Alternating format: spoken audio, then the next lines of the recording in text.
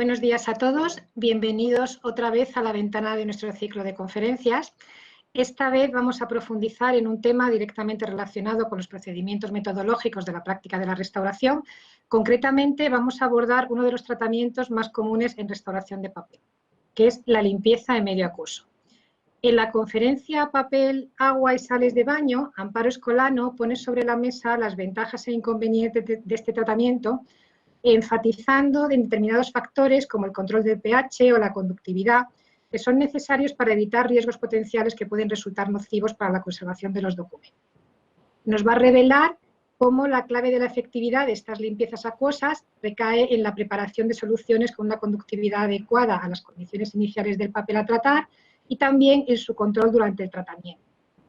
Amparo Escolano, con la que me uno una gran amistad desde hace muchísimos años y a la que le agradezco enormemente su participación en este proyecto, sobre todo al ser consciente del esfuerzo que está haciendo por compartir en su madrugada y en directo esta pantalla como consecuencia de la diferencia horaria que nos separa.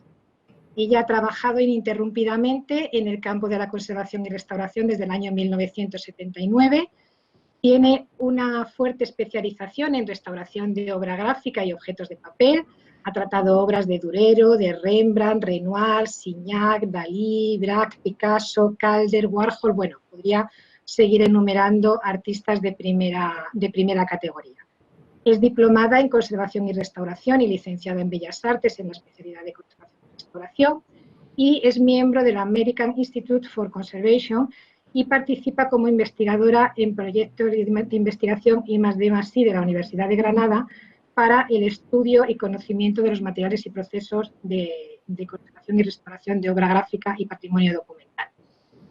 En cuanto a su experiencia profesional, es propietaria de la empresa South Florida Art Conservation, que dirige desde 2009 y donde ejerce como restauradora.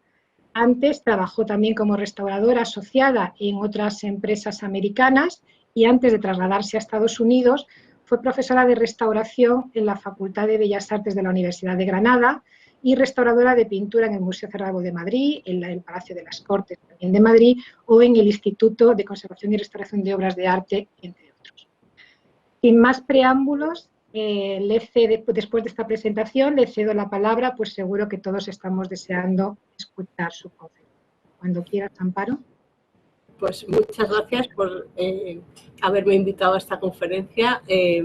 Es la verdad que está haciendo un ciclo muy bonito porque además nos desconecta un poco de esta situación que estamos viviendo y yo te agradezco mucho que hayas contado conmigo para este ciclo. Y ya paso a mi conferencia para empezar con mi tema, que es un poco árido, pero que bueno, que yo creo que nos va, o que va a intentar enseñaros algo. Allá vamos.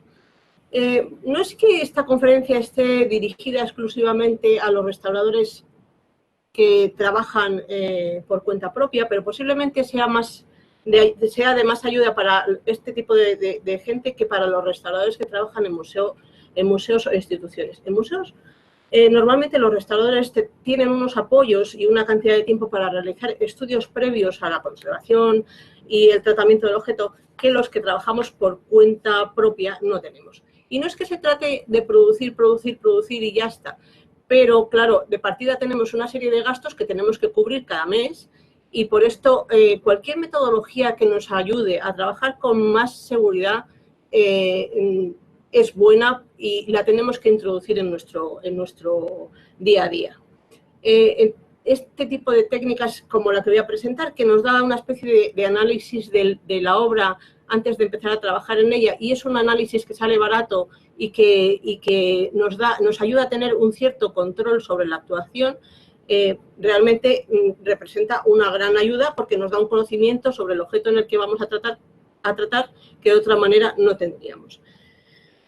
Cuando trabajas en un museo, los profesionales que trabajan contigo entienden que, bueno, que la obra de arte tiene su edad, el tiempo pinta, como decía Goya, y que hay pequeños defectos que son admisibles y no hay ningún problema. Pero cuando trabajas por cuenta propia, el cliente tuyo, aunque, al margen de que le puedas educar en cierta manera y decirle, bueno, estas cosas son así, porque claro, el craquelado no puede desaparecer, porque el tiempo pasa, pero ellos en cualquier caso quieren tener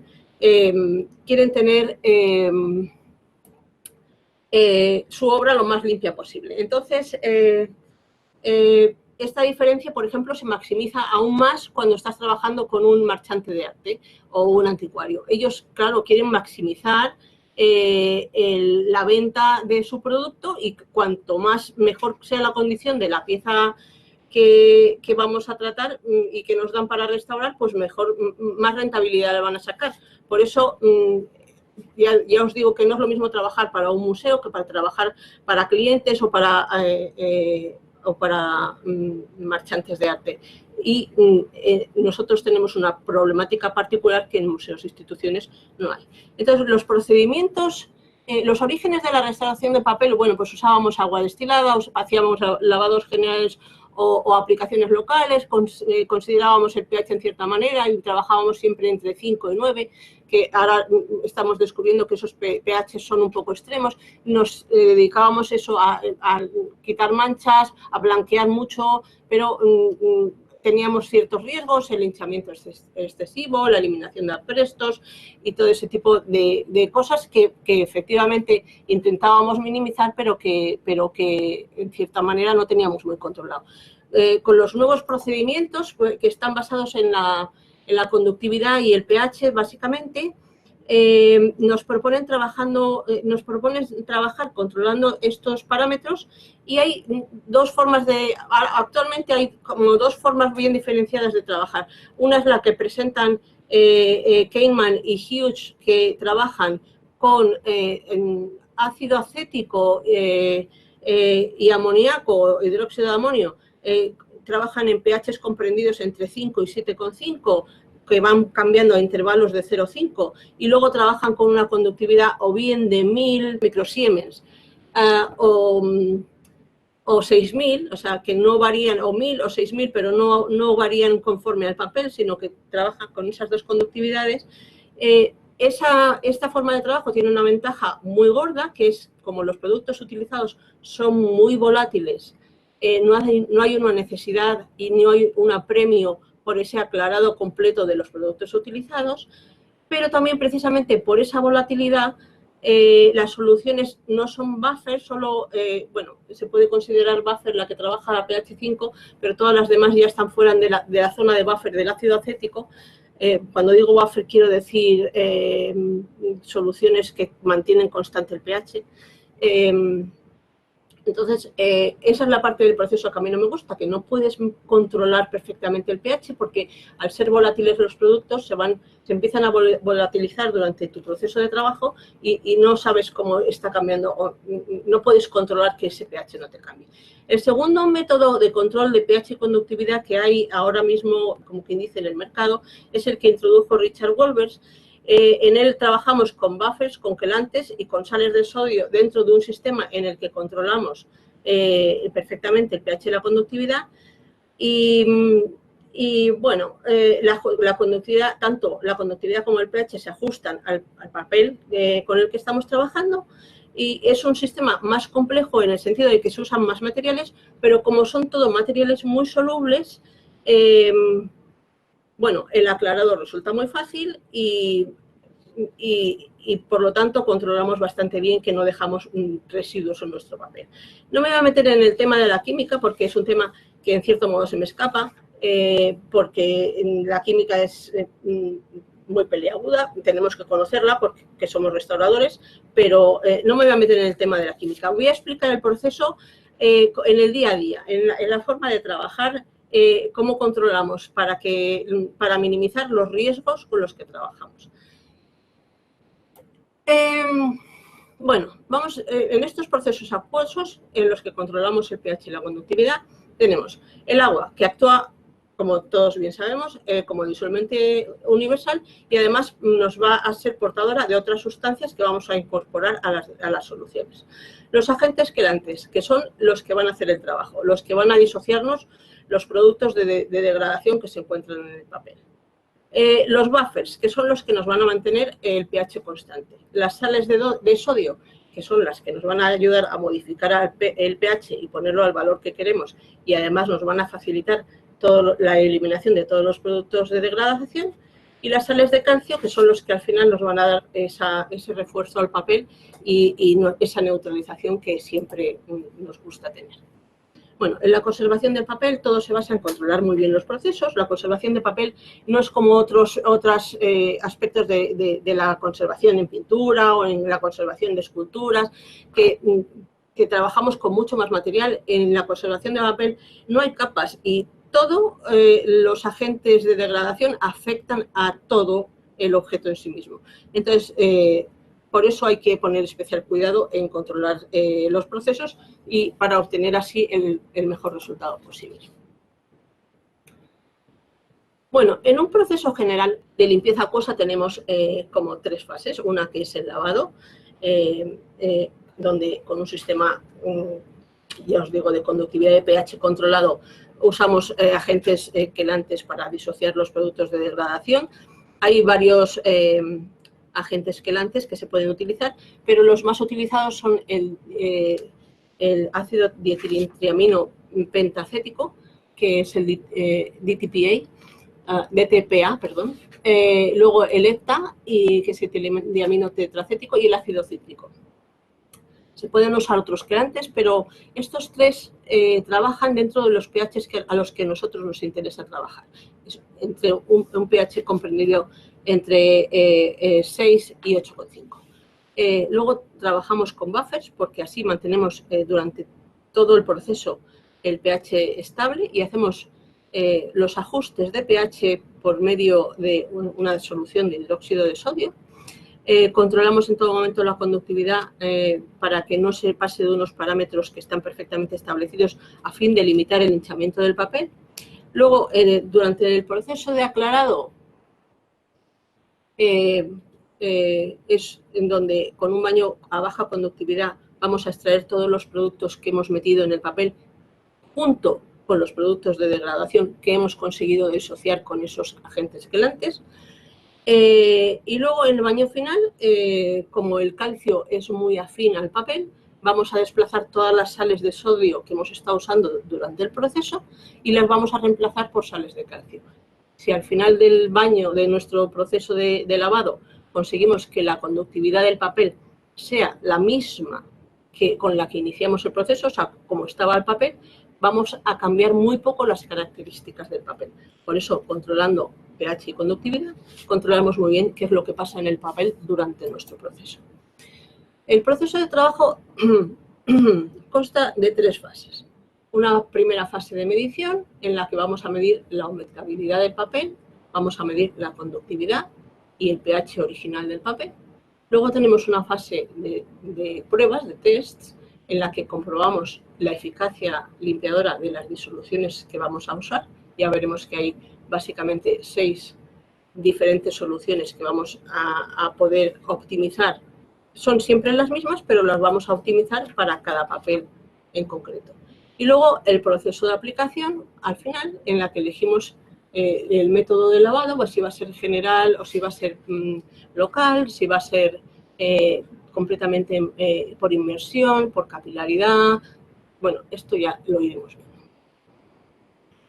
viendo. Bueno, en la fase de medición y toma de datos vamos a medir, ya hemos hablado de ello, vamos a medir la humectabilidad, la conductividad y el pH. Esto lo vamos a hacer todo utilizando pastillas de agarosa a diferentes proporciones, sobre todo para la humectabilidad vamos a usar diferentes proporciones de agarosa en las pastillas para elegir la que limita más la humectación, pero a la vez produce algo en el papel. Si utilizamos una agarosa muy seca, igual no hace nada en el papel. Tenemos que buscar cuál es el tanto por ciento que nos limita la humectación, pero no nos crea cercos, pero a la vez moja el papel lo suficiente como para tomar otros datos como la conductividad y el pH. Luego mediremos con las pastillas mismas de agarosa tanto la conductividad con la conductividad del pH, tomaremos distintas mediciones y ahí promediaremos las mediciones. Bueno, para preparar las pastillas de agarosa para toma de datos, haremos distintas preparaciones, todas ellas con agua destilada, y distintas concentraciones para así ver cuál es la concentración que más se ajusta a la humectabilidad de nuestro papel. Estas pastillas las preparamos y estos geles los preparamos, les añadiremos un poco de conservante para así poderlas almacenar y tenerlas disponibles en cualquier momento. Y las pastillas que vamos a utilizar para este tipo de mediciones tienen 4 milímetros de diámetro, 1 milímetro de alto, y va a contener 0,01 mililitro de agua y no es una medida elegida al azar, es porque con esa cantidad de agua vamos a conocer perfectamente los parámetros en la zona en la que estamos haciendo, los parámetros del papel en la zona en la que estamos haciendo las pruebas. Una vez que hemos formado la agarosa, estos geles de agarosa pueden ir perdiendo agua por evaporación, si no están bien cerrados, bien tapados. Pero una vez creado el gel se puede rehidratar, y cuando rehidratamos, el gel nunca va a admitir más agua que la que nosotros le pusimos en origen. Entonces, si nosotros hemos preparado una agarosa al 4%, se nos ha deshidratado un poco, la podemos meter otra vez en agua destilada y va a absorber justo la cantidad para volverse a quedar al 4%. Una vez que la saquemos de la solución de agua destilada, porque ya se ha rehidratado, la sacamos con mucho cuidado con un papel filtro y la tenemos otra vez lista para nuestro uso. Siempre estos geles hay que manejarlos con guantes, porque no queremos contaminar la agarosa, porque esto nos podría dar mediciones erróneas, y esto queremos minimizarlo al máximo posible. Bueno, estos son unos ¿cómo se dice? Perforadores para biopsia. Hacen unos agujeritos, como veis en la pastilla, efectivamente son 4 milímetros de diámetro, y dependiendo de la pastilla, que sea más gruesa o más fina, nos dará un grosor o otro, pero luego con una cuchilla, bueno, pues siempre, como os digo, con guantes puestos, cortamos la pastillita de agarosa, y ahí tenemos nuestra pastilla de agarosa para tomar mediciones. Para medir la humectabilidad, colocaremos la pastilla de agarosa encima del papel y observamos. No es una cosa que se pueda medir, es una cosa que se observa. Entonces, aquí vemos 3 pastillas de agarosa, una está preparada al 3%, otra está preparada al 4% y otra está preparada al 5%. Como veis, las que están preparadas al 3 y al 4% sueltan demasiada agua, porque el papel es muy permeable, sueltan demasiada agua en el papel y se nos empiezan a formar cercos. Bueno, eso es lo que tenemos que evitar. Entonces, en principio, cuando hacemos este tipo de pruebas, empezamos a probar con una pastilla al 4%. Si vemos que se nos hace cerco, retiramos rápidamente la pastilla y ponemos una pastilla con una proporción más densa, para así poder tomar los parámetros que hablábamos después con esa pastilla de conductividad y de pH. Y de paso ya estamos empezando a observar cuál es la humectabilidad del papel. Es muy importante la humectabilidad, especialmente cuando trabajamos, cuando vamos a hacer trabajos locales. Si vamos a querer hacer una extracción de sustancias, por ejemplo con agarosa, de una mancha, y se nos hace un cerco, pues lo hemos liado. No queremos que se nos hagan cercos. Entonces, conocer perfectamente a qué tanto por ciento de agarosa tenemos que trabajar nos va a ayudar a evitar esos cercos. Estas pruebas son muy pequeñas y, bueno, si alguna vez os pasa que se os forma un cerco, hay un truco que es echar sepiolita o tierra de arcilleros encima, que va a absorber esa humedad y normalmente te va a eliminar ese cerco. Por supuesto, echas eso encima, lo dejas secar completamente, que absorba toda la humedad y va a extraer seguramente ese cerco. Normalmente consigues quitarlos. Bien. Ya os he dicho que que la humectabilidad es muy importante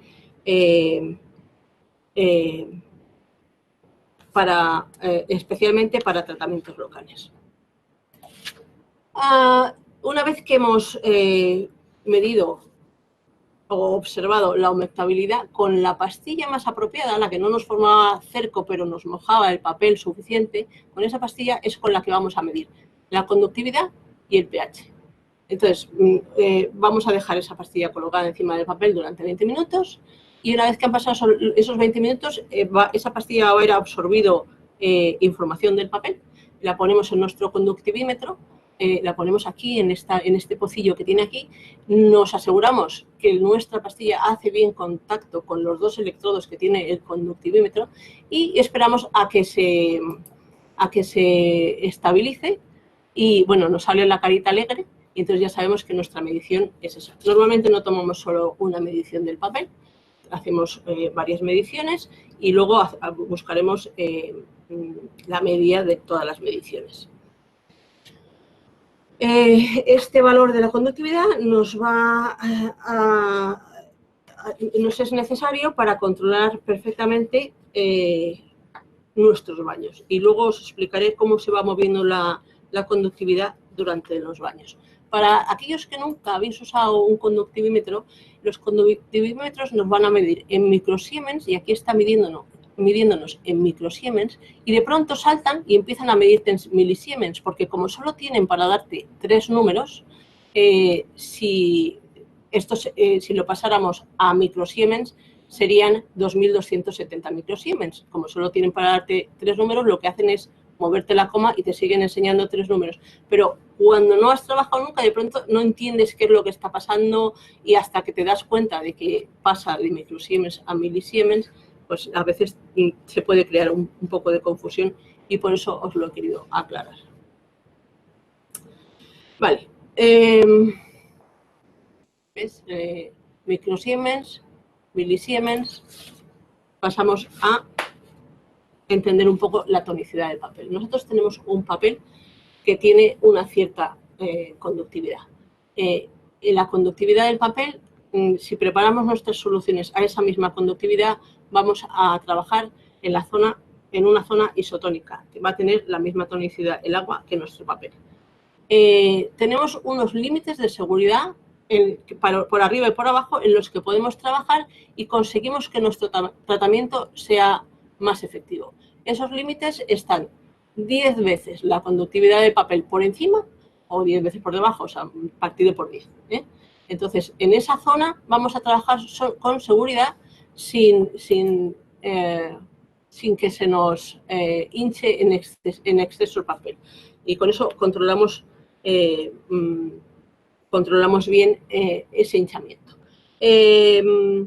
Usamos soluciones con tendencia hipertónica cuando estamos en la fase de lavado y vamos a usar soluciones con tendencia hipotónica, o sea, nuestra conductividad original dividida por 10, cuando estamos en las fases de aclarado y de neutralización.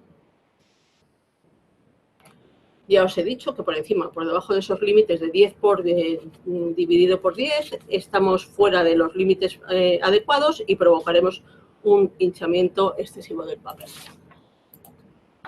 ¿Por qué es importante la conductividad? Bueno, pues la conductividad nos ayuda a preparar soluciones específicas para nuestro papel a tratar. Controlando la conductividad, controlamos, ya os he dicho, insisto, el hinchamiento del papel. Mirad, esta es una solución hipotónica, la primera, en donde está esa gota tan gorda de agua. El agua destilada produce un hinchamiento total del papel. Entonces, nunca queremos trabajar con agua destilada pura, siempre queremos añadirle algo, al menos para ponernos en la zona. No hace falta añadir mucho para pasar a la zona isotónica, pero algo tenemos que poner siempre en el agua destilada porque si no, el hinchamiento es total. Y podemos, al hinchar el papel, sacamos todos los aprestos, todas las colas que pueda llevar y cambiamos la estructura del papel. Si trabajamos en la zona isotónica, por supuesto, esto, bueno, así está tomada la foto con luz rasante, pero esta foto está hecha en un papel secante, entonces el efecto es muy acusado porque el papel secante absorbe toda el agua, pero trabajando en la zona isotónica, la misma conductividad que el papel, el hinchamiento, como veis, es mínimo. Y cuando ya nos pasamos a la zona hipertónica, en exceso, fuera de los límites, otra vez conseguimos un hinchamiento muy grande. Entonces, sí, por eso es importante trabajar en la zona segura de tonicidad del papel. Bueno, también la conductividad nos va a ayudar cuando termina, nos va a ayudar a determinar cuándo termina nuestro proceso de lavado, ¿eh? Y nos ayuda a mantener al final del tratamiento las condiciones iniciales del papel. Bueno, seguimos con las mediciones. Ahora vamos a medir pH o vamos a usar la misma pastilla que utilizamos para la conductividad. La colocamos en nuestro pHímetro. Tendremos que añadir unas gotas de agua. Dejamos que el agua que hemos añadido con la pastilla se equilibre y nos tenemos que asegurar que tocamos los electrodos del pHímetro, y una vez que se ha equilibrado, otra vez nos saldrá la carita alegre y nos dará nuestro pH. Volvemos a hacer varias mediciones con las mismas pastillas que habíamos usado para la conductividad. Hay que tener siempre en cuenta que la pastilla que usamos, cuando la ponemos en nuestro papel para que empiece a tomar datos del papel, esa cara que está en contacto con el papel es la cara que vamos a poner en contacto con nuestros electrodos, porque si le damos la vuelta, a lo mejor la medición no es tan exacta. Bueno, por si alguien tiene dudas sobre estos procesos de medir conductividad de pH, hay un artículo en el libro de la conferencia de los geles que se hizo en Londres, no recuerdo ahora mismo exactamente en qué año. Hay un artículo muy específico en cuanto a la medición del pH en el papel por medio de este tipo de preparados de agarosa. ¿Por qué queremos saber el pH y por qué es importante el pH? Bueno, para que veáis, es como se hincha la celulosa pura. Aquí no estamos teniendo en cuenta otros factores como los encolados y aprestos que pueda tener el papel. Hasta pH 6 el papel no se hincha apenas. A partir de pH 6 el papel empieza a hincharse y cuando llega a pH 10 el papel está hinchado completamente. Entonces, si controlamos el pH, a la vez que la conductividad, vamos a poder tener mucho control sobre el hinchamiento. Y esta es la parte más importante del lavado del papel, controlar que no se hinche, porque como decía el otro día Salvador Viñas, cuando lavamos un papel es muy difícil que no cambie de dimensiones, siempre hay una alteración de las dimensiones. Bueno, pues controlando este hinchamiento del papel, vamos a minimizar, exactamente minimizar este cambio de dimensiones. No es que no vaya a cambiar, pero lo minimizamos. Entonces, es muy importante por esto.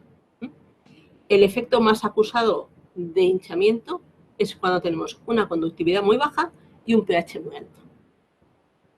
Como os digo, este gráfico es para celulosa pura. No tiene en cuenta aprestos y otras cosas. Entonces, cuando vamos a trabajar para nuestros lavados, las soluciones que vamos a preparar, vamos a considerar un pH entre 6 y 8,5. Y estos límites tienen en consideración, además de la celulosa que está en el papel, todas las otras cosas que pueda haber en el papel, como los aprestos, los encolados, las tintas de la propia obra de arte, en fin.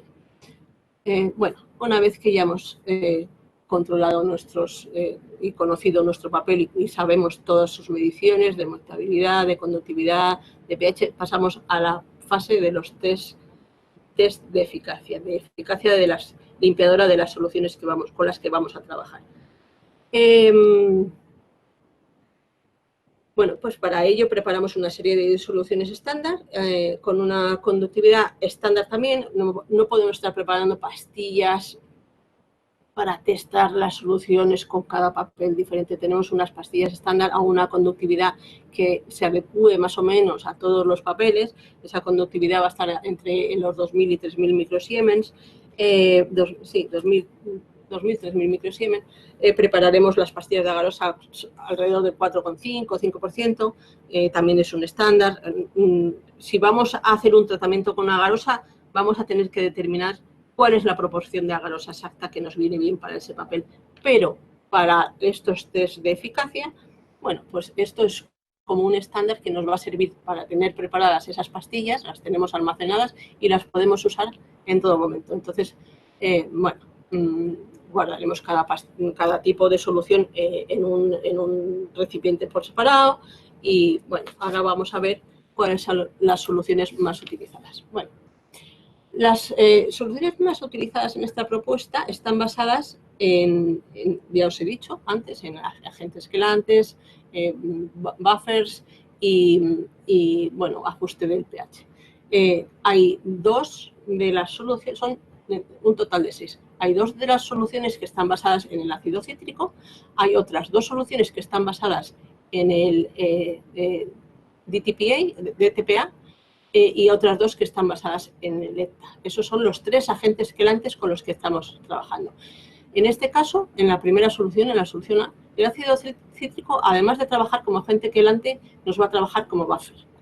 Entonces, nos va a mantener el pH constante en la solución. Cuando ajustamos a pH 6. Cuando ajustamos a pH 8, vamos a tener que meter un buffer, y en este caso va a ser el ácido bórico. Siempre usamos como buffer para pH 8 el ácido bórico, las 3 tienen el ácido bórico, y siempre usamos para pH 6 el buffer, el ácido cítrico como buffer. Entonces, son soluciones que son muy fáciles de acordar. Esto, claro, estamos preparando cantidades pequeñas, pero cuando hacemos una solución para meter nuestro baño, pues extrapolamos datos, multiplicamos por lo que tengamos que multiplicar y preparamos los litros de solución que necesitemos.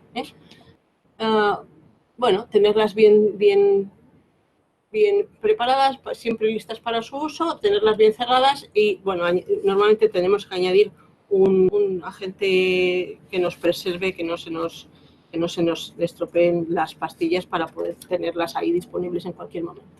Pero como veis, son muy fáciles todas llevan 0,5 de gramos del buffer, del quelante, y bueno, siempre estamos trabajando para ajustar las soluciones con el hidróxido de sodio. Bueno, no tienen mucha, se recuerdan fácilmente, pero bueno, luego tiene uno sus apuntes siempre para poder tirar de ellos.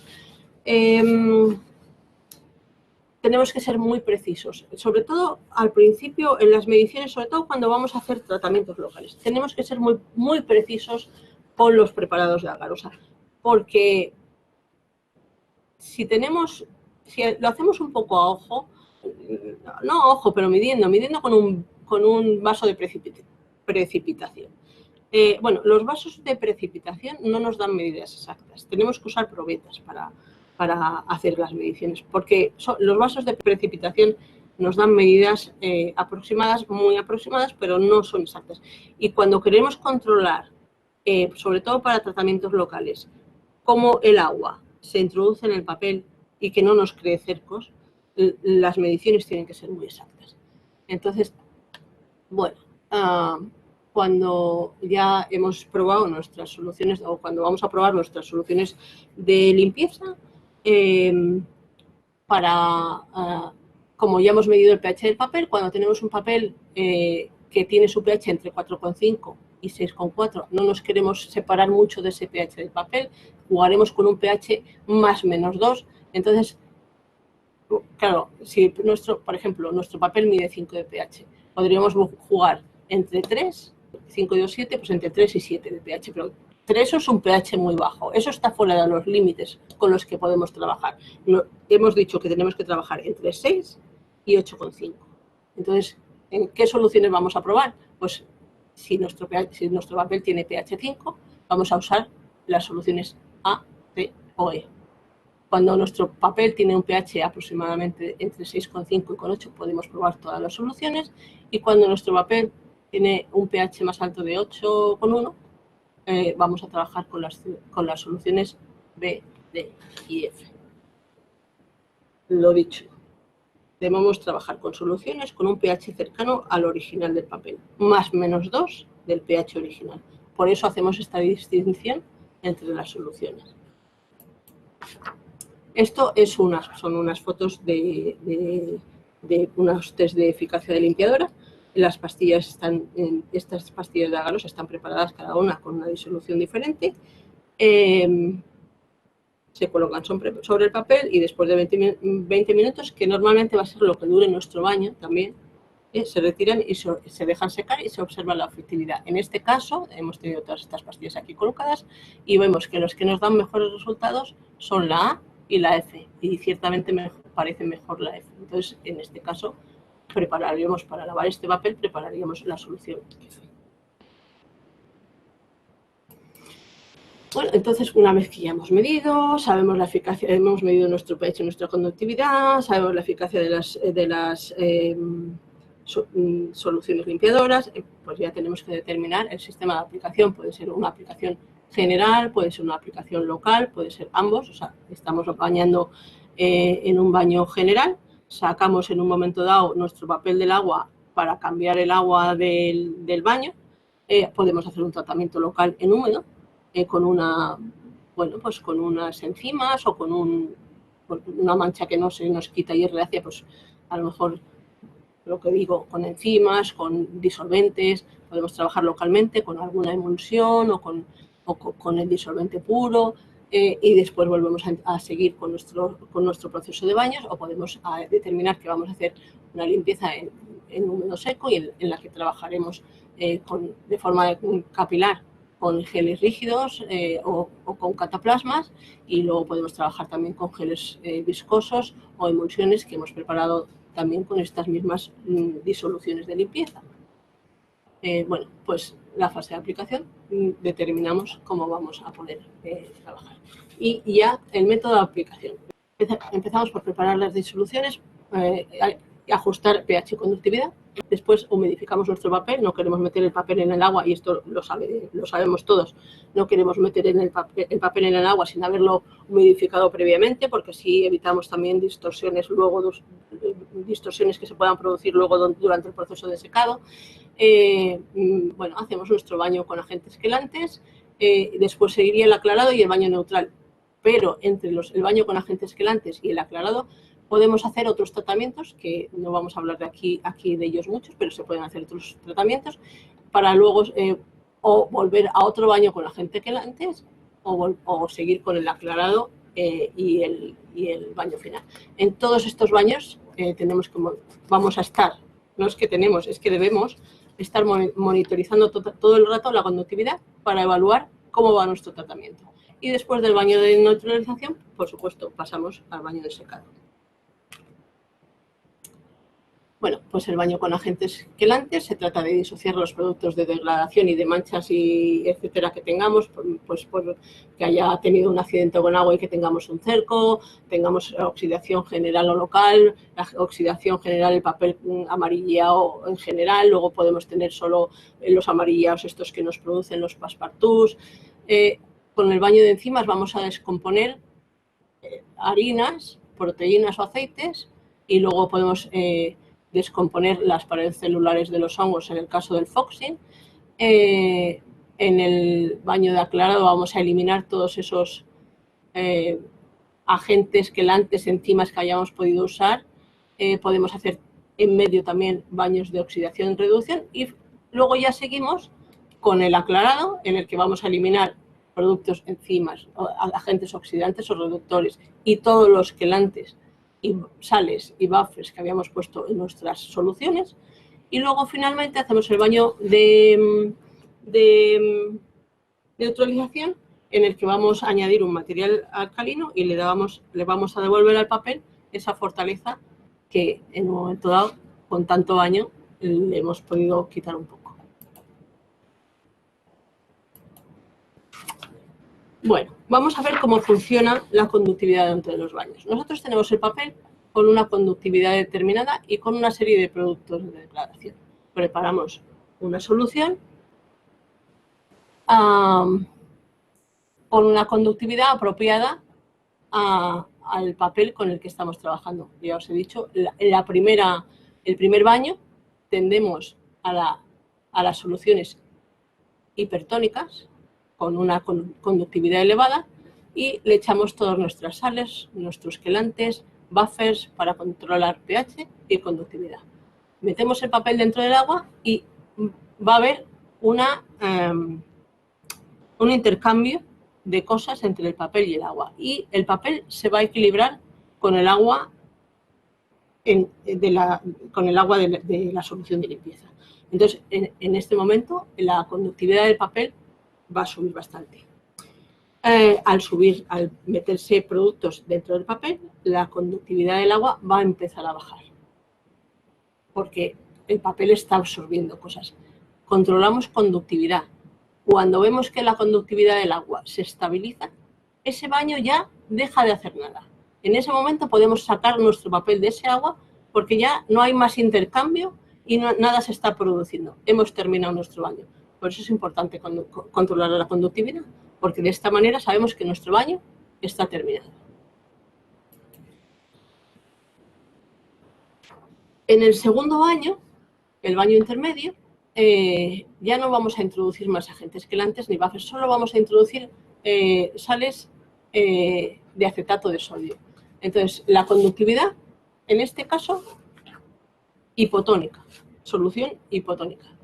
Al tener muy baja conductividad la solución, toda la conductividad alta de nuestro papel, al meter el papel en el agua, va a tender hacia el equilibrio y va a empezar a soltar en el agua todos esos agentes quelantes, sales, buffers, junto con los productos de degradación. Y se va a equilibrar con el agua esta que tiene una baja conductividad. Lo mismo, otra vez, medimos conductividad y en el momento en que el agua estabiliza, o que la conductividad del agua se estabiliza, sabemos que hemos terminado el baño. Pasamos al siguiente baño, que es el baño final. Vale. En el baño final, la conductividad vuelve a ser baja. Hemos alcanzado la conductividad, el nivel de conductividad que queremos con sales de calcio. Como el calcio es muy afín al papel, el papel se va a querer agarrar al calcio. Va a soltar el sodio que habíamos metido, el acetato de sodio que habíamos metido para eliminar agentes quelantes, etcétera, y va a agarrarse al calcio.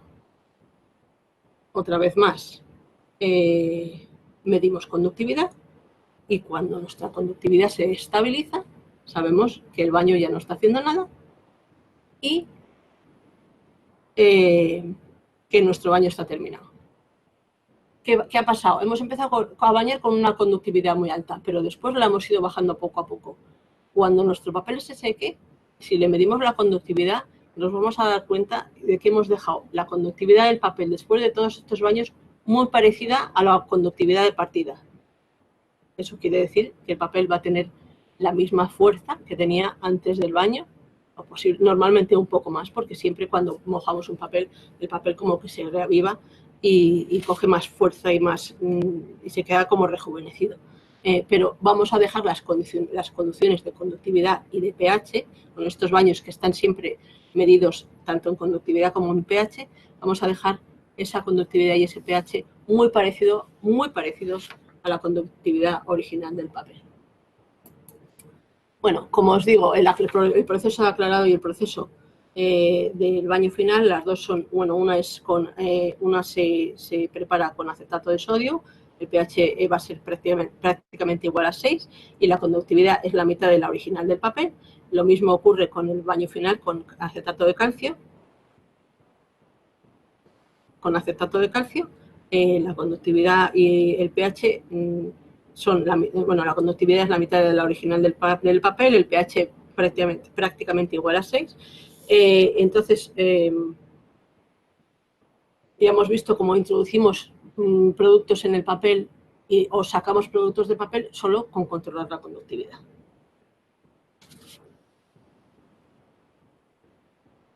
Y como siempre, como monitorizando esa conductividad, sabemos cuando nuestro baño se ha terminado.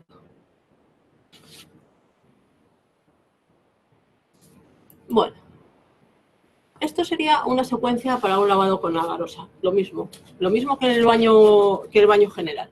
Analizaremos el papel, mediremos sus constantes vitales, conductividad y pH, y en este caso muy especialmente la humectabilidad. Calcularemos cantidades. ¿Cómo hacemos esto de calcular? ¿Cómo calculamos para preparar una lámina de agarosa o para hacer un lavado por agarosa? Bueno, pues medimos el área del papel, le damos un poco de margen para tener un poco de margen para colocar ese papel sobre nuestra lámina de agarosa. Calculamos ese área, como vamos a querer preparar una lámina de unos 3 milímetros de grosor. Multiplicamos el área del papel por 3 milímetros de de grosor, y ahí vamos a tener una medida de volumen, que es el volumen de agua que vamos a necesitar para preparar esa lámina de agarosa. Entonces, ese va a ser el volumen de agua. Bueno, yo siempre aproximo hacia arriba porque no quiero que mi lámina se me quede pequeña de pronto. Aproximo un poco hacia arriba, busco un volumen que me parece apropiado con esos totales que he obtenido de volumen de la lámina ideal. Y entonces, con ese volumen de agua, preparo la solución de limpieza que veo más efectiva para ese caso determinado. Formamos la lámina de agarosa y aplicamos el tratamiento. Necesitamos preparar, claro, 3 láminas de agarosa distintas. Una que es la que va a ser como la solución de limpieza en el caso de un baño general. Bueno, pues una con todos sus quelantes y buffers y tal para hacer el baño general. Después vamos a hacer una para el primer aclarado y luego vamos a hacer otra lámina de agarosa con el calcio para darle la fuerza y devolverle el calcio al papel. Y antes de empezar el proceso tenemos que tener, por supuesto, las 3 láminas preparadas para que no nos podemos distraer con el proceso. Es que va a ser pin, pin, pin y tenemos que estar pendientes de ello en todo momento.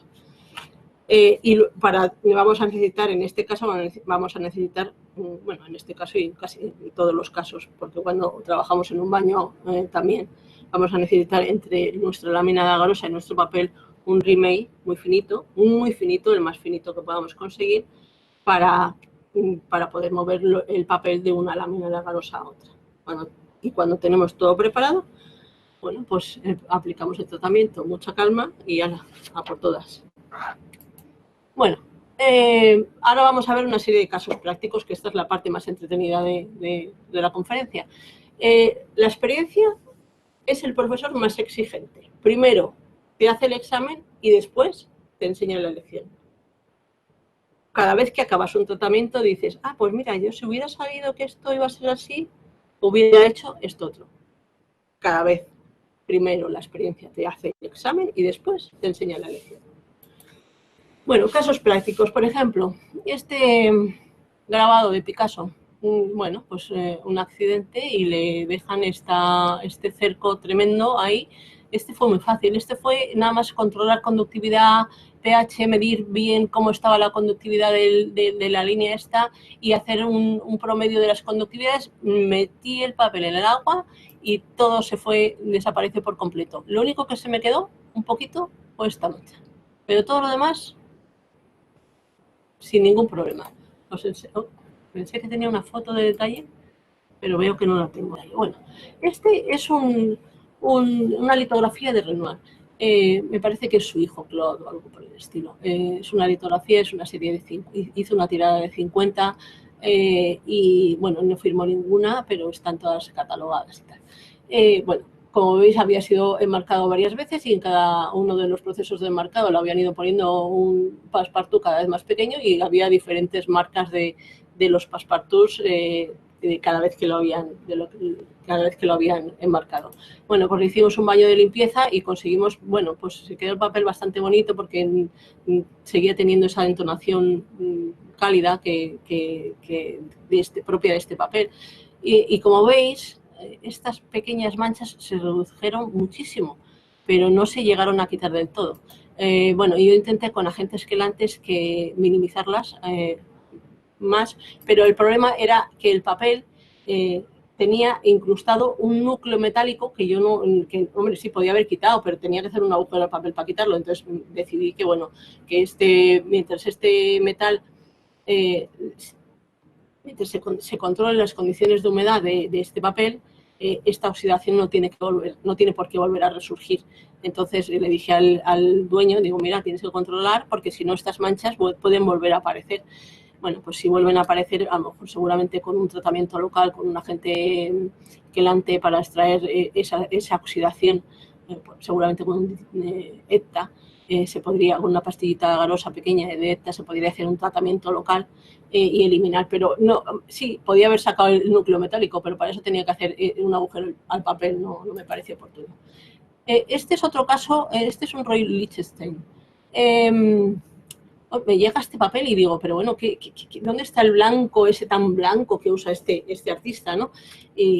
Porque yo veía este blanco que me parecía un poco como gris, y yo decía, y de pronto me empiezo a fijar, y no, el blanco del papel es este amarillo, que está completamente perdido el blanco del papel. Y en cambio, esto y todo el margen es una tinta de impresión. Entonces, bueno, pues vi cómo tenía que porque cuando estamos trabajando con múltiples, con litografías, con grabados, puedes recurrir al internet, buscar cómo es esa imagen en concreto y saber qué resultados son los que tienes que obtener. Yo me fui a internet, se llama La Sirena, esta serigrafía. Me fui al internet, la encontré, vi cómo tenía que quedarme y dije, pues entonces el papel era efectivamente blanco, que es el típico blanco de Roy Lichtenstein, y en cambio la tinta esta, que parecía blanca en origen, pues no, era un gris muy clarito y muy suave, pero es un gris. Entonces, bueno, pues con el proceso de lavado conseguí que desapareciera ese amarillamiento tan tremendo que había completamente cambiado en la serigrafía. Este es Frank Frazetta, es un dibujante de cómic muy conocido aquí en América.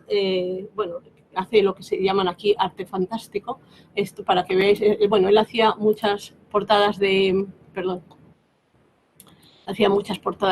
discos, de cómics, tal.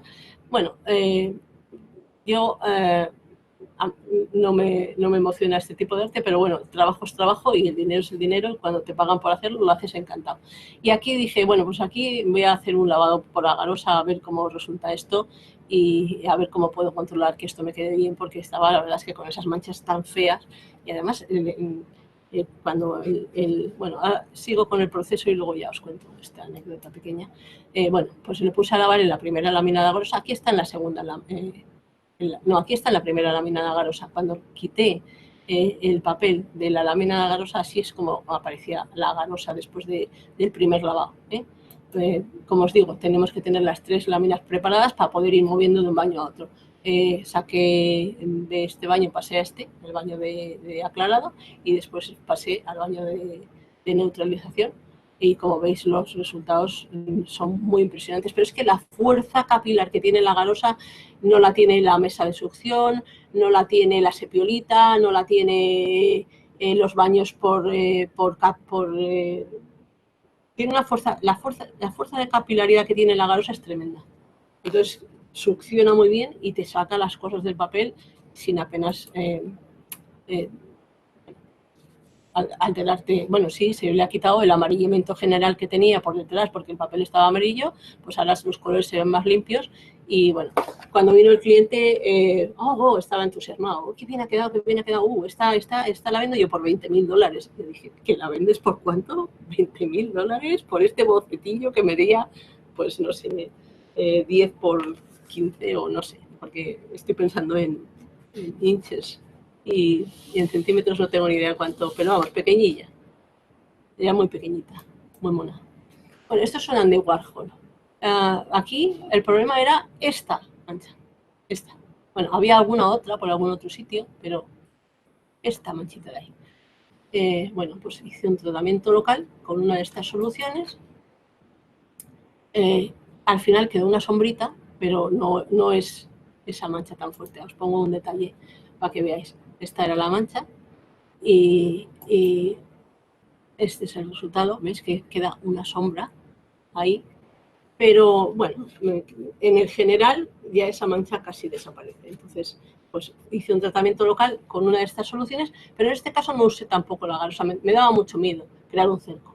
Entonces lo que hice fue aplicar la solución y echar la sepiolita, la tierra de arcilleros, no sé cómo lo llamáis en España, encima y provocar una absorción de esa solución limpiadora y repetirla un par de veces hasta que desapareció la tinta. Con este tipo de aplicación de la sepiolita, que también tiene un poder absorbente muy grande y que por eso te elimina bien manchas, te aseguras que en ningún caso vas a causar un cerco, porque echas el polvo por encima y cubres totalmente y en exceso. Y luego, bueno, pues sí, hay que quitar bien. Y luego la granulometría del sepiolita es importante. No puede ser una granulometría muy fina porque se nos puede meter en el papel y podemos dejar un residuo en el papel.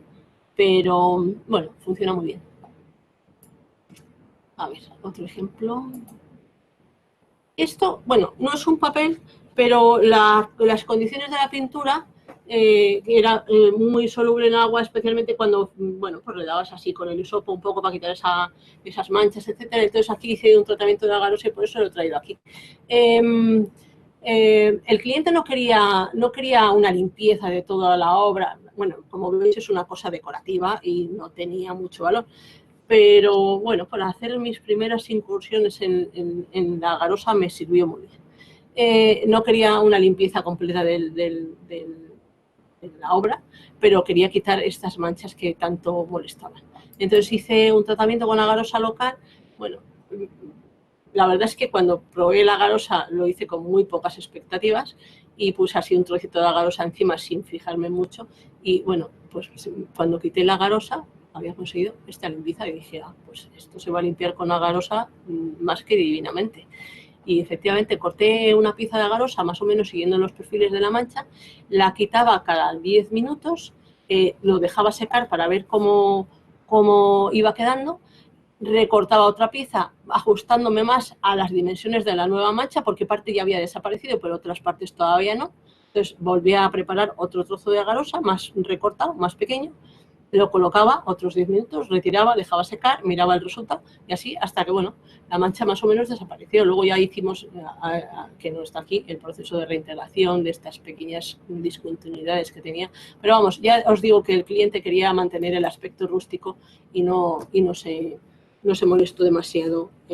Vamos, no me molesté demasiado en limpiar la obra general. Fue sobre todo el tratamiento de las manchas, ha sido un tratamiento muy local. Este es bueno, una litografía de Grant Wood. Es un artista americano que, os digo el nombre seguro que no os suena, pero si os pongo esta imagen ya os empieza a sonar porque es un artista muy conocido en América, se dedica a pintar escenas rurales, en concreto esta se llama American Gothic y es un pintor muy representativo de la pintura americana de la primera mitad del siglo XX. Bueno, estos grabados eran una colección de 4, o es una serie de 4. Este era uno de ellos, este es el que más deteriorado estaba, porque tenía, además de la marca del Passepartout, que bueno, en un momento dado, si solo la marca del Passepartout pones un Passepartout un poco más pequeño y esa marca desaparece, pero además tenía estas manchas ocasionadas por una humedad fuerte o incluso agua. Y querían, por supuesto, limpiarlas y dejarlas limpias. Hice un poco de búsqueda en internet a ver cómo eran estas imágenes y tal, para hacerme una idea de qué resultados tenía yo que conseguir y tal. Estas estaban ya, cuando me llegaron a mí, habían perdido un poquitín de color. Debían haber estado expuestas con una luz muy fuerte y habían perdido un poco de color. Ahí, buscando en internet, encuentras algunas que tienen unos colores un poco más vivos. Pero bueno, a mí me llegaron como me llegaron y tampoco, o sea, resucitar los colores cuando ya no están, eso tampoco se puede hacer. Entonces, en este caso hice un tratamiento con las soluciones estas que aceleran mucho el proceso, con el Paraprint. Bueno, Paraprint, puedes usar el Sontara, hay otros materiales con las mismas características. Yo uso el Paraprint porque es lo que tengo a mano y me gusta cómo funciona. Entonces puse la print con el Paraprint, la litografía, meto palabras americanos, con el Paraprint. El proceso del Paraprint es este. Entonces tenemos una reserva de agua de la que el Paraprint va cogiendo el agua se sube por el Paraprint por capilaridad y luego baja y pones un recipiente abajo para recoger el agua que va escupiendo eso, y entonces coge el agua limpia y la va soltando sucia, y mientras va corriendo el agua por debajo de nuestra obra de arte, va limpiando y arrastrándote impurezas. Hay que tener cuidado, no todos o sea, A mí es un proceso que para cosas que son solubles, para acuarelas y tal, me gusta mucho, pero bueno, hay que estar pendiente. No puedes decir, pues me pongo en el parapril y me olvido. No, no. Tienes que controlar porque en un momento dado o hay un color que tiene poco medio, no lo que sea, y empieza a correrse. Entonces hay que hacer, por supuesto, los test iniciales de asegurarte que ningún color se va a mover, etcétera, etcétera. Y una vez que estás más o menos seguro, lo pones y, bueno, pues a mí me da una cierta seguridad este tipo de limpieza. Pero funciona muy bien también con estas soluciones quelantes y tal. Controlamos también la conductividad, lo mismo que hacemos con los baños, igual en la garosa controlamos también la conductividad por medio de mediciones durante el proceso para ver cómo está la conductividad del papel y tal. Y bueno, pues conseguimos, como veis, ahora os pongo una secuencia del lavado, ¿veis? Como poco a poco se va limpiando. Bueno, es un proceso muy bonito. Y como veis, fijaros ahora, en la próxima vez que pase, los colores no cambian en absoluto. No cambian nada. O sea que a mí me da mucha seguridad trabajar con este método cuando tengo una cosa que es soluble en agua, una obra que tiene solubilidad en agua. Esto era una litografía pero coloreada a mano. Entonces, la parte de la tinta negra, esa no había problema de solubilización, porque no. Pero el coloreado a mano era con acuarela y en un momento dado se te puede ir.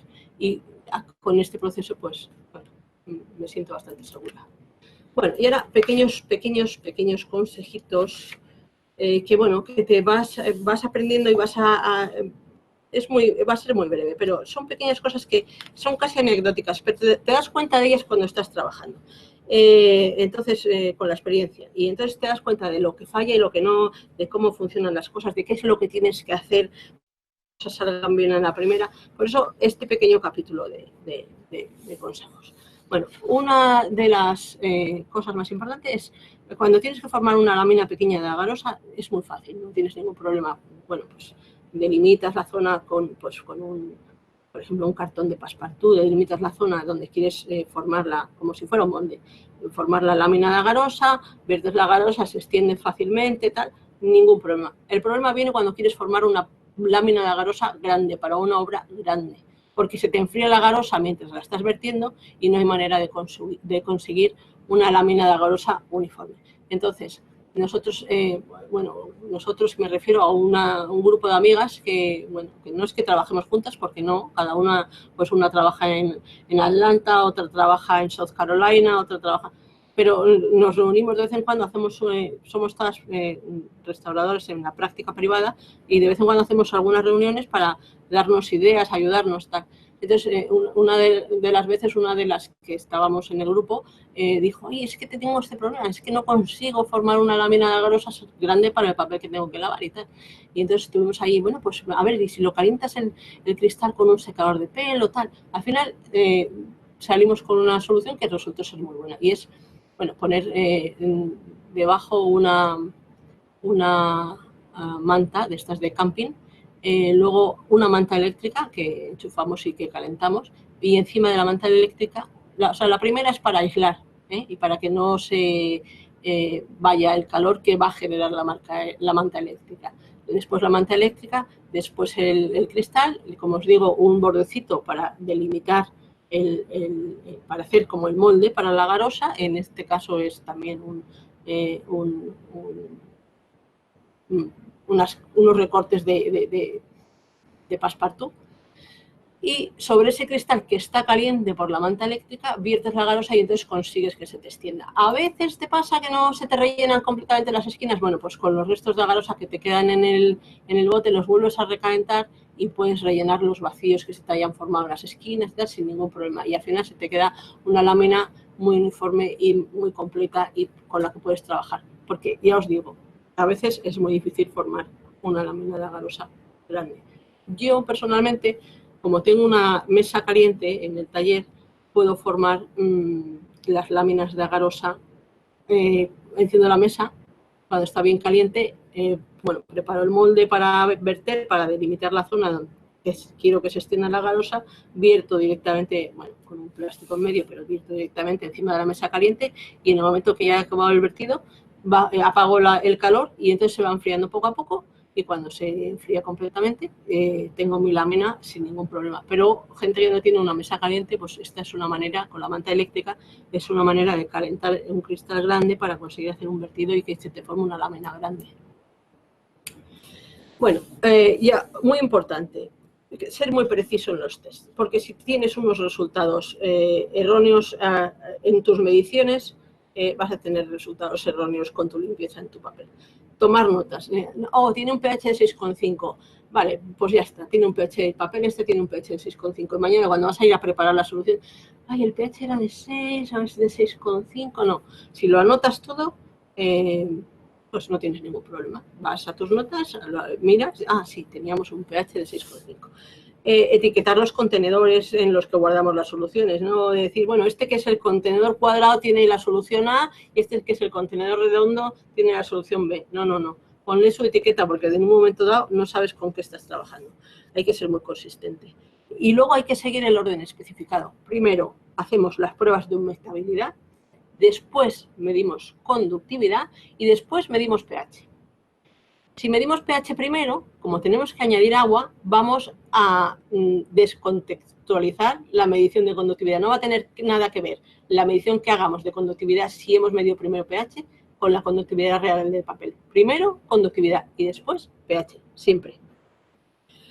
Decir que los test estos que hacemos parece que llevan mucho tiempo y efectivamente lo llevan, pero luego el tratamiento posterior es más rápido de un tratamiento normal. Entonces, lo que gastamos más en tiempo haciendo todos estos tests,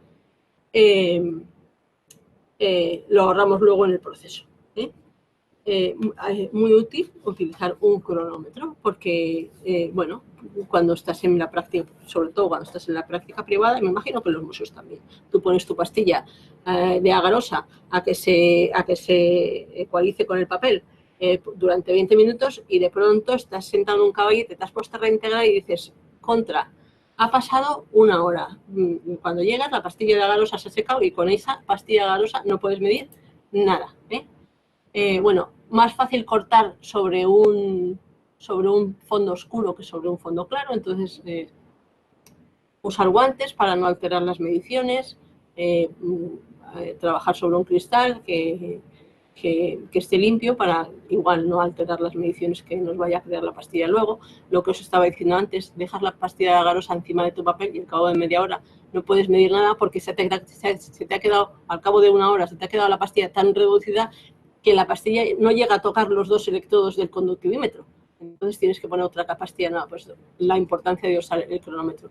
Ya veis cómo va encogiendo la agarosa conforme se va secando. A usar guantes y mascarilla, que tan de moda están ahora. Pero todos estos productos que vienen, la mayoría de ellos en polvo, pues no queremos respirarlos. Entonces, ni queremos tocarlos con la piel. Entonces, bueno, pues en este concreto, aquí en esta foto tengo una mascarilla N95, de las buenas. Usar guantes y mascarilla. Y lo que os decía antes, los Vickers y los Erlenmeyers te dan mediciones que no son exactas. Hay que usar una probeta.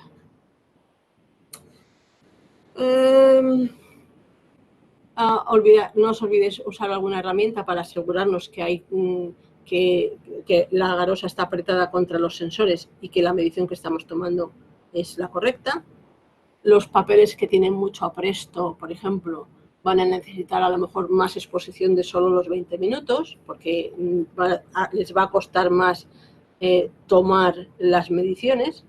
Hay que hacer test en el papel base, pero luego hay que hacer también test en manchas específicas.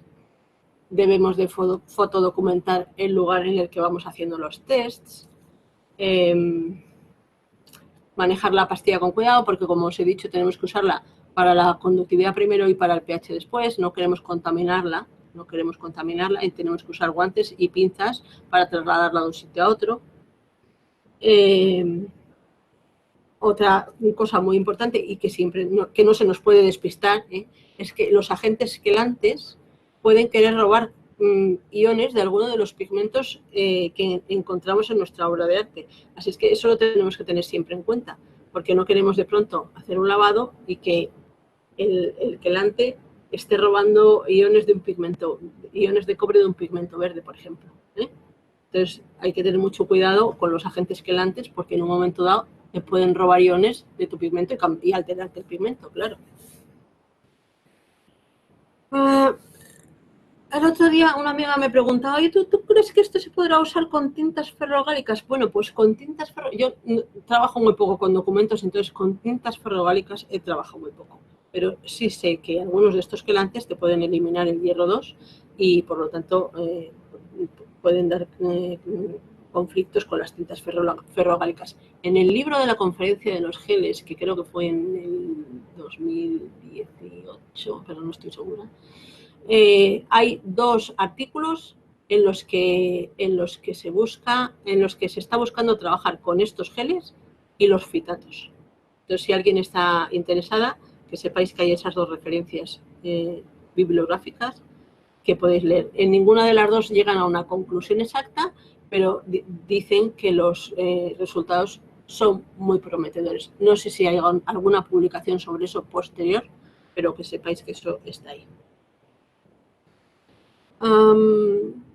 Bueno, y luego finalmente, así como conclusión de estos consejos, que sin prisa pero sin pausa. Lleva normalmente más de un año incorporar nuevas metodologías a nuestro trabajo del día a día. Pero si las vamos introduciendo poco a poco y vamos aprendiendo de ellas, al final, a mí personalmente me está dando unos resultados muy buenos. Entonces, al principio lo hacía como con mucho miedo, me costaba preparar una solución, un mundo, es que eso se tarda muchísimo en preparar las soluciones, es que prefiero hacerlo a mi manera antigua y tal. Bueno, pues al final, bueno, vas cogiendo soltura, preparando las disoluciones, etcétera, y al final te compensa.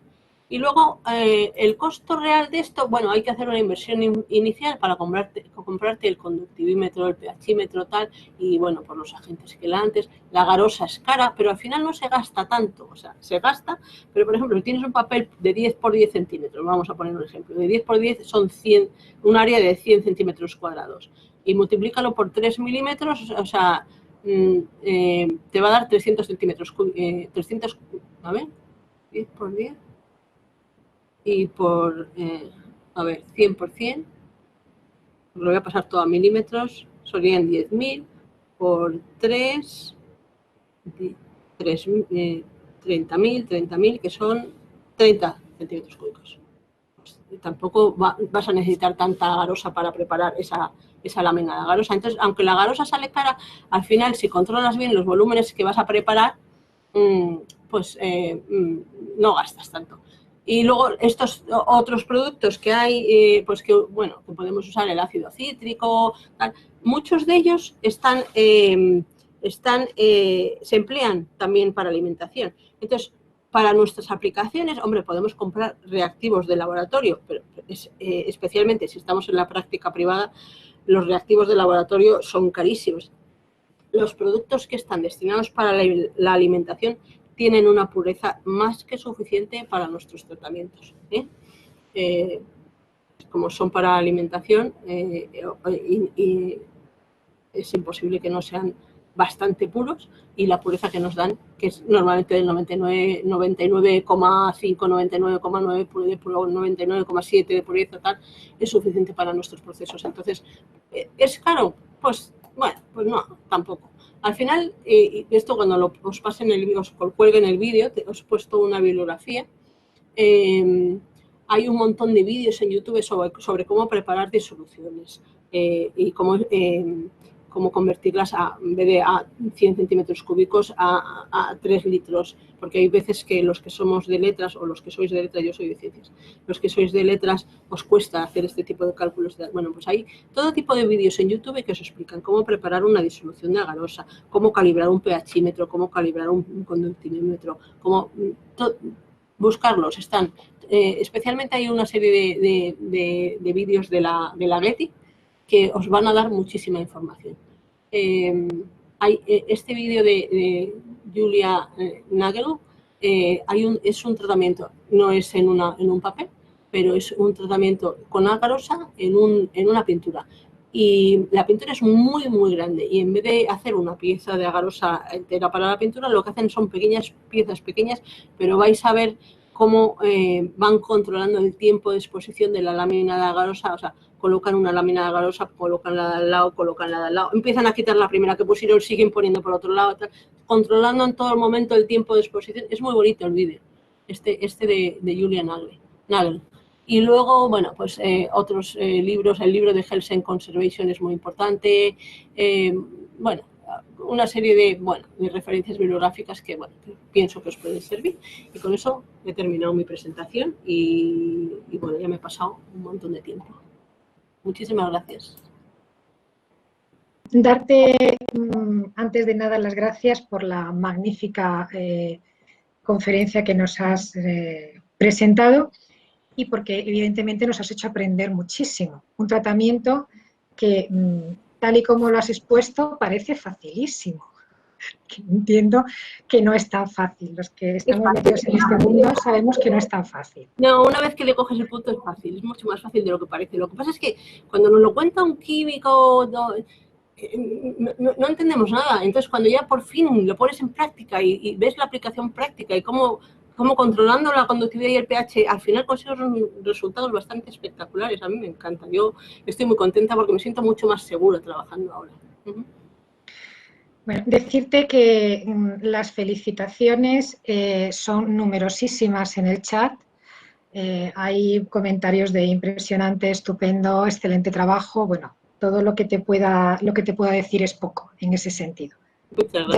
Ya te lo haré llegar para que lo tengas. Pero aparte de eso, hay también muchas preguntas, porque claro, es un proceso complejo y es un proceso que suscita muchas dudas. Yo voy a intentar ir haciéndolas una a una y vamos a ver si las podemos ir resolviendo. Mira, una de las cosas que han insistido es en el tipo de conservante. ¿Cuál es el conservante que utilizas, que añades a las pastillas de agarosa para prepararlas? Yo uso, ¿cómo se llama? Espérate que me acuerde ahora. Una especie de, ¿cómo se llama? Espérate. Han hablado en el chat del uso del fenoxietanol al 2%. Ese es el que yo uso. Ah, estupendo. Vale, fenomenal. Me parece que hay uno que se llama Germaven o algo así, que también funciona bien. O sea que, bueno, cuanta más pequeña la cantidad que añades, mejor. Eso desde luego, pero sí, cualquiera de estos conservantes se puede añadir. Vale. Y luego preguntan, dado que el precio de la agarosa, aunque al final has dicho evidentemente no tienes que usar mucha cantidad, pero el precio de la agarosa es muy cara, si es posible utilizar en su lugar el agar-agar. Pues es que no, en realidad no. O sea, vamos a ver, hay gente que lo está usando el agar-agar, pero en realidad no, pero por una cuestión de la estructura química. El agar-agar tiene dos componentes, me parece que es la agarosa y la agaropectina, o no me acuerdo, me parece que es la agaropectina. Entonces, al tener dos componentes y al formar el gel, forman dos diferentes tamaños de poros. Es como el gelán tiene tres componentes, tienes tres diferentes tamaños de poros que se te van a ir formando allí. Entonces, el control del tamaño de poro es mucho más exacto si utilizas la agarosa que si utilizas el agar-agar. Si quieres entregar un líquido a tu papel, yo creo que da igual que uses agar-agar, gelán o agarosa. Pero cuando quieres extraer cosas que tú has añadido al papel, para mi gusto, por la capilaridad tan fuerte que tiene la agarosa, es mejor el agarosa que ninguno de los otros. Pero es una opinión particular. Hay gente que te dice que es mucho mejor el gelán. El gelán es más barato, pero a mí no me gusta. Porque para mí, solo vierte agua al papel. No consigo sacarle agua al papel. También te preguntan en relación con los utensilios que se utilizan para manipular la agarosa. Tú has comentado el uso de pinzas o te preguntas si el uso del metal no supone un cambio en la conductividad. Y también hablan de la posibilidad de utilizar otro tipo de materiales como plástico, madera, teflón. Claro, las pinzas no podemos usarlas de metal porque efectivamente te alteran la medición de conductividad. Hay que usar unas pinzas que las venden, de plástico, igual que no sé si os habéis fijado cuando enseñaba la presentación, cuando reveáis esta presentación en YouTube os fijáis, la herramienta que estoy usando para apretar la agarosa contra los electrodos en una de las últimas diapositivas, en la que tiene la pastilla esa de agarosa que se van cogiendo. Estoy usando una herramienta para apretar la pastilla de agarosa contra los electrodos y es una herramienta de teflón, porque no quieres alterar la conductividad. Y además muy limpia, o sea, tienen que estar limpias las cosas. Luego, en relación con el tratamiento, hay también varias cuestiones. Te preguntan si entre baño y baño se hace algún tipo de secado por oreo o es todo seguido, hay algún tipo de aclarado. Todo seguido, todo seguido. No quieres dejar secar, no quieres esas precisamente, has metido en el primer baño con los quelantes, has roto todos, has disociado todos tus productos de degradación, pues no quieres que otra vez se vuelvan a unir por quedarse secos. Los metes al siguiente baño, el baño de aclarado y haces todo seguido. En el caso de baño, en el caso de la agarosa, lo mismo, lo pasas a la siguiente lámina de agarosa. En el caso del paraprin, lo que vas cambiando es el agua de la reserva. Sacas el agua que estás metiendo en el primer baño, la sacas por sifón, acción sifónica, como se diga eso, por vasos comunicantes, sacas toda esa agua que tienes en el baño de reserva y le introduces el agua nueva. Y entonces empieza el agua nueva con la siguiente disolución, empieza a circular y empieza a expulsar lo otro. ¿Y cómo controlas las modificaciones de conductividad durante el tratamiento? Utilizando las láminas de agarosa. Con una pastillita de agarosa que pongo encima del papel. Una de esas pequeñitas que preparamos para medir al principio, con una de esas mismas, pones encima del papel, se te va a ecualizar con el papel y con la agarosa que tienes debajo, y entonces vas a tu conductivímetro y mides. Y entendemos que cuando ya la conductividad se ha estabilizado y ya dejamos de actuar en el baño, ¿no? Ya el baño se ha terminado. Eso se ha terminado. Perfecto. ¿Cuánto tiempo dejas actuar las placas de agarosa, Amparo? ¿Tienes un control de, por ejemplo, cada 15 minutos, cada 10? Vamos a ver, en el caso del lavado total, lo dejo hasta que se estabilice la conductividad. En el caso cuando quité esa mancha, ahí la iba quitando porque yo quería ir viendo cuánta mancha había quitado y entonces la iba quitando, dejaba secar, volvía a poner, volvía a dejar secar. En intervalos me parece que fueron de 5 o 10 minutos, vamos, yo creo que sobre 10.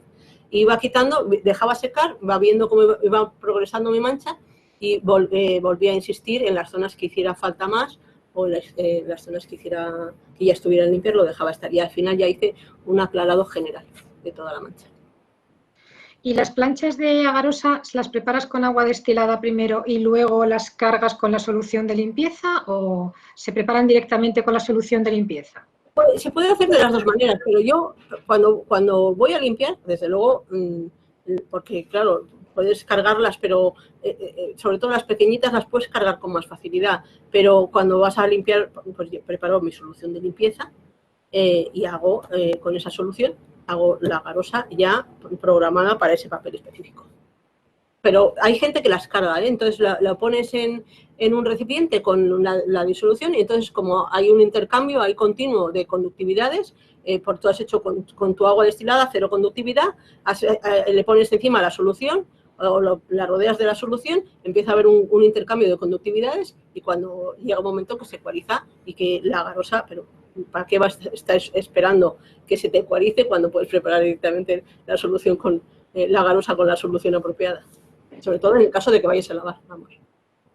Y luego también te preguntan si es necesario hacer una primera limpieza en seco antes del tratamiento o aplicas directamente la agarosa.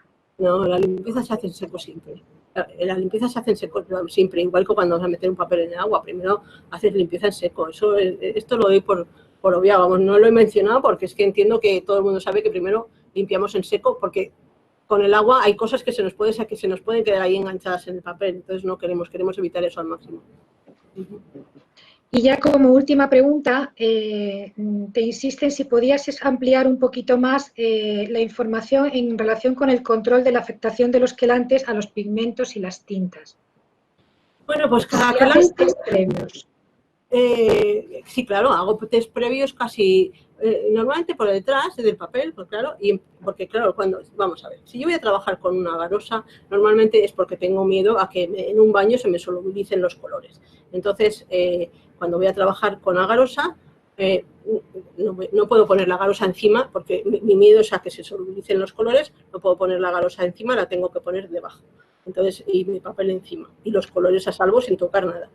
Sí que pongo, esto no lo he contado antes, pero lo cuento ahora, durante el proceso, pongo encima, sin tocar el papel, o sea, como levitando sobre el papel, pero cerca del papel, una lámina de plexiglas o algo por el estilo, de forma que evito la evaporación vertical, porque si hay una evaporación vertical, podemos crear manchas en la superficie del papel. Entonces, colocando separado del papel, no tocando el papel, separado del papel, pero así levitando sobre el papel una lámina de plexiglas, voy a, en cierto modo, paliar esa evaporación vertical y, por lo tanto, voy a evitar que se me puedan formar manchas en superficies. No me acuerdo de la pregunta. Sí. Entonces, cuando efectivamente tengo pigmentos que pueden ser susceptibles de ser robados por un quelante o un pigmento verde, en fin. Yo no puedo hacer una analítica de pigmentos. Normalmente los presupuestos que damos en la práctica privada, si empiezas a poner analíticas de pigmentos, etcétera, etcétera, se te disparan los presupuestos, pero con locura. Entonces lo que quieres es, controlar. Entonces hago pruebas con las pastillitas de la garosa detrás de este pigmento, o sea, por el reverso en este pigmento, a ver qué me va a pasar ahí. Como voy a tener más o menos normalmente unos 20 minutos, esa garosa normalmente es unos 20 minutos lo que tarda en equilibrarse. Voy a tener la garosa eso unos 20 minutos, pues yo hago una prueba con una pastillita, 20 minutos, y a los 20 minutos miro a ver en la pastilla garosa si hay algún residuo de algún tipo, o controlo durante el proceso, porque claro, tampoco quieres tener 20 minutos y después tener que te ha robado en ese redondelito todo el pigmento, no. Vas mirando a ver qué va pasando, tal, y cuando ves que cuando estás segura de que ese quelante no te va a hacer nada. A ver, el más seguro si quieres es el ácido cítrico como agente quelante, porque el ácido cítrico te va a disociar productos de degradación, entonces te va a disociar productos de degradación, pero te va a robar poco pigmentos, y esto, en los otros dos, el DTPA y el EDTA o ETA, esos roban más, entonces con esos hay que tener más cuidado. El ácido cítrico es mucho menos quelante, es quelante, pero mucho menos. Entonces, bueno, hay que ir con cuidado, claro. Ha entrado una última pregunta en la que te dicen si has aplicado el tratamiento de la garosa a algún tipo de papel vegetal, papeles translúcidos o también a telas, como el caso de planos, dibujos y planos.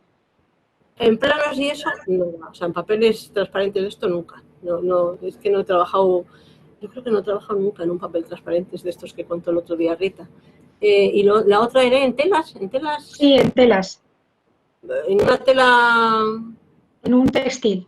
En un textil, sí, en un textil, vamos, yo no lo he usado, yo concretamente no lo he usado, pero sé que se usa, y hay también en el libro este de los geles, hay artículos específicos de tratamiento de corteza de no sé qué árbol, de un textil, y además el del textil en concreto es un artículo muy bonito, muy bonito.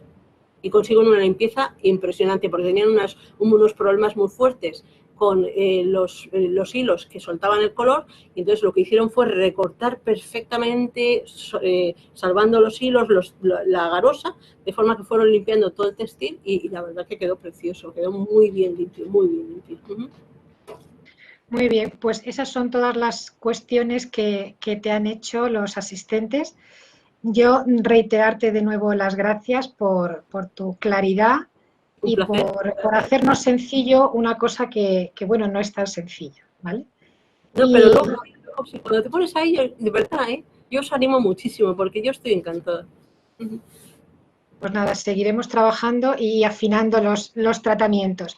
Y ya antes de deciros adiós a todos los que nos estáis escuchando, emplazaros de nuevo al próximo martes, día 5, en la que tenemos como invitado a Luis Crespo Arcá, que es conservador restaurador de la Biblioteca Nacional de España y que nos va a hablar sobre los integrantes insospechados de las colecciones de bibliotecas y archivos, los registros sonoros y audiovisuales, y nos hablará sobre su naturaleza y su conservación. Seguro que va a ser igual de interesante que esta. Gracias a todos por estar ahí y que tengáis un día estupendo.